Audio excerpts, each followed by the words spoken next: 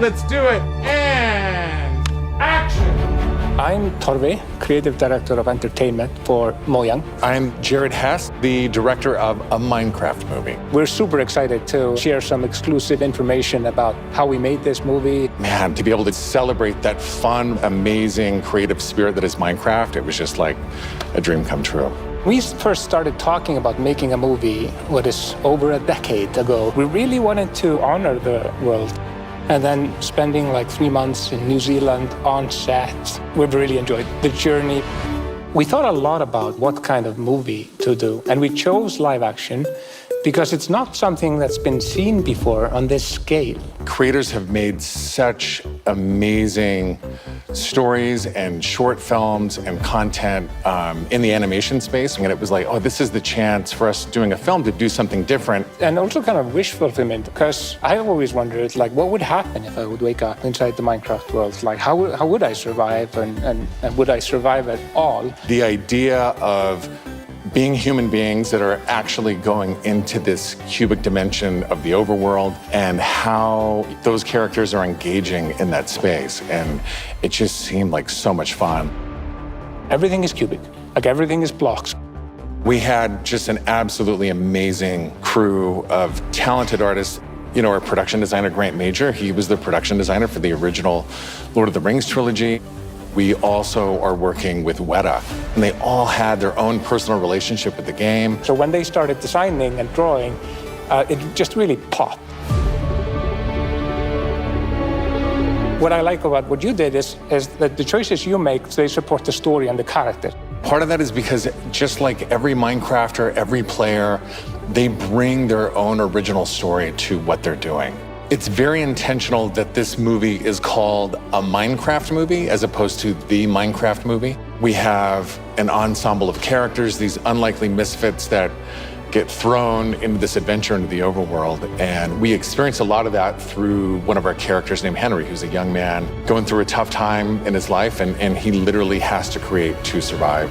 You know, I saw him on the page and I was like reading the script, like, oh wait, he's like, you know, a young kid hanging in his room, like building and making stuff. But that's what he is. He's like a maker and he's a creator. Such a big part of Minecraft has been the creator community and modding. So we thought that Henry, the Henry character, could represent basically the modder, the person who takes the vanilla game and tweaks it and adjusts it, and then he comes into the Minecraft world and he meets Steve, and Steve knows everything about vanilla Minecraft. We've always said that Steve isn't really a character. Like, Steve is what you make him, right? Yeah. And we've all embodied Steve and been Steve and done different things. So our Steve in this movie is Jack Black. He's such a huge fan of the game. After a long day of shooting, he was up until the wee hours of the night playing. It was so funny because he would show up and be like, oh, dude, it's no day. We got to try this thing, dude. You know, some build that he did or something gnarly that happened to him. He just loves the idea that he's able to bring his version of Steve to life. Play it from the top one more time. Figuring out crafting was super fun. When the game came out, there wasn't a recipe book, and people were like, wait, what happens if I put these things like that? When Garrett's character and these new characters come into the world, they don't know the recipes, they don't know what to do. The Jason Momoa character, Garrett, is a guy that was like a world championship video gamer in the late 1980s. And he kind of peaked then, but he's still stuck in the past. He's got a little bit of arrested development. He's holding on to that former glory. We want to show you a short scene that shows Henry and Garrett and Steve. Steve is kind of demonstrating his skills, and then Garrett tries to demonstrate his skills. Yeah, and Garrett's the noob.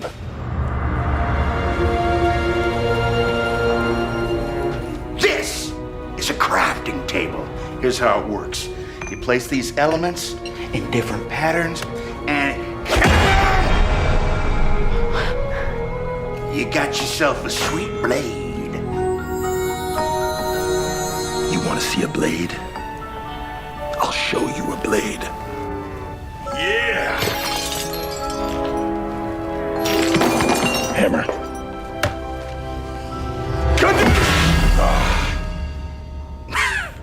That's okay, bud. Buckets are useful here. When we were designing crafting and talking about what should it look like, we basically started at the crafting table itself. We looked at the crafting table, we looked at the end game texture, and it has this like super pixelated picture of like a hammer and a saw there on the side. So obviously that was built into the real world crafting table. So we got this hammer and we figured we honored the 3x3 grid perfectly and thought it would be cool and kind of fun and gratifying to just give it a massive whack and then have things appear. I remember when we were trying to figure out the size of the block that you break itself.